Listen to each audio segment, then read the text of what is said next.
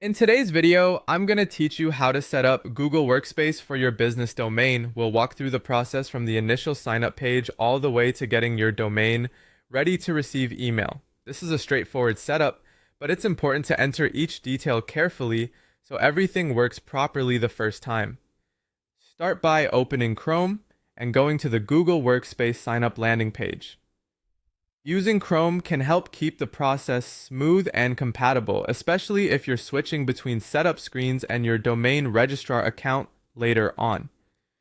Once you're on the sign-up page, begin the registration process for your business account. Next, enter your business registration profile details along with the domain extension you want to use. Make sure the information matches your business records and the domain you actually own or plan to connect.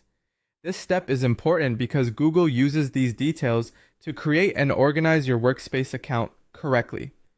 Take a moment to review everything before moving forward, since small typing errors here can lead to confusion later in the setup.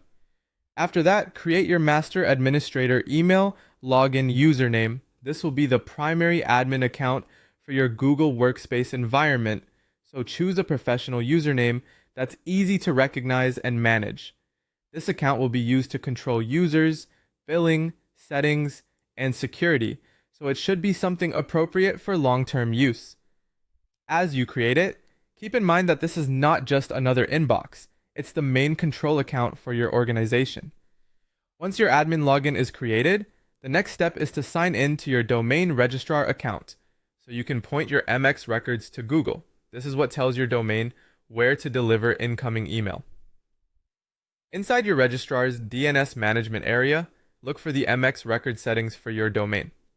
You'll update those records so they point to Google's mail servers. Be careful during this step,